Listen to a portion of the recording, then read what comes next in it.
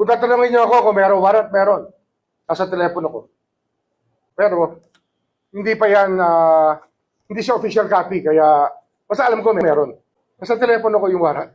Pero, hindi yan official copy eh. Dadaan yan sa proper channels para ma-implement yan. Alright, so ilang araw nang pinag-uusapan itong warrant of arrest ni Bato de la Rosa. And yeah, according naman kay Boying, meron ng warrant of arrest. Yun lang, nasa phone pa niya. And dadaan ito sa proper channel para ma-implement. Para ma-implement talaga.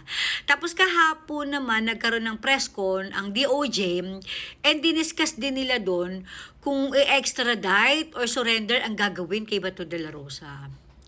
Unang-unang tanong ko, ano bang kaso ni Bato de la Rosa talaga? Hindi ba ito kayang dinggin sa Pilipinas? Bakit meron na namang ICC na pumapasok dito? Hindi na tayo member ng ICC. Dahil ba nakalusot yung ginawa niyong pagpapadala, pagkidnap kay PRRD sa ICC? Iniisip niyo na kayang-kaya niyo ulit gawin yon dito naman kay Bato de la Rosa. So, magkano naman this time? Anyway, nagtataka ako, why instead of protecting our people, ang pinag-uusapan nyo kung i-extradite ba or isusurrender, na for me pareho lang. Pareho lang extradite or surrender, for me pareho. Di ba, dadalhin nyo pa rin si Bato de la Rosa sa ICC. Di ba, why instead of protecting our people, ang pinag-uusapan nyo, extradite or surrender? So, wala kayong planong proteksyonan ng Pilipino. Wala kayong plano na dinggin sa Pilipinas. Yung kaso ni Bato de la Rosa na hindi kong alam kung ano talagang kaso niyan. Hindi kayang dinggin. So, walang silbi ang ombudsman. Walang silbi. Wala kang silbi, Boying. O dahil na naman ito sa sa impeachment case si Sara eh. Kasi ilang kaibuta lang eh. February na. So, ginagawa nila ito bilang legal way? Okay? Sa pagtatanggal sa mga kaalyado ng Vice President para nga naman pagdating sa February, isa-isa, mawala, okay? Yung mga posibleng maging kakampi ni Sara sa impeachment case na ikakasa na naman o isasampa na naman dito sa Vice Presidente. Anong klaseng gobyerno meron tayo? Kung kayang-kaya nilang isuko yung matataas na opisyal ng bayan, anong laban ng mga ordinaryo Pilipino? Diba? Government, kayo dapat ang nagpoprotekta sa tao. Pero anong ginagawa nyo?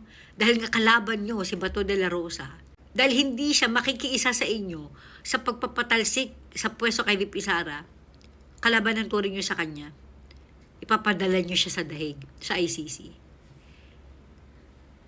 Grabe talaga tong gobyernong ito. Grabe talaga. Can you imagine ang pinag-uusapan? Extradite or surrender? Instead of protecting our people.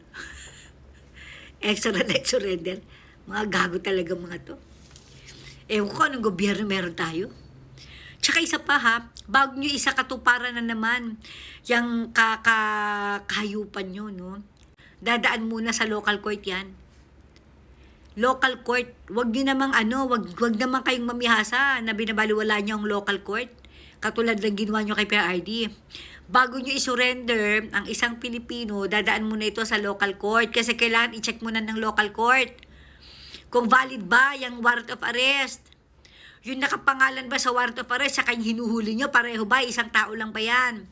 Mga probable cause, mga ganyan-ganyan. Dadaan muna sa Korte ng Pilipinas.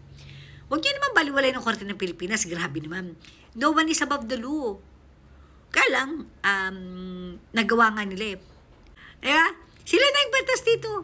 Ito pa si PRD na sa dahig. Hindi ito dumaan sa korte, hindi ito dumaan sa tamang proseso. So, kayo yung batas. Kaya nga meron kayong karapatan na baliin ito, maya't maya kung gusto nyo. Oh my God. Hindi ko alam kung ano mangyari sa Pilipinas. Gravity. Again kung ano man ang kaso ni Bato de la Rosa, hindi ba ito kayang dinggin? Ha? Dito sa Pilipinas, Boy, ikaw na sa ombudsman, hindi mo ba kayang dinggin? Ha? Itong kaso ni Bato de la Rosa, iasa nyo na lang sa ICC. Hindi ko alam, idol nyo na yung ICC. Parang sinasamban nyo na yung ICC. Kailangan talaga ICC. So ano yung batas natin inutil? Ay, tainang yan.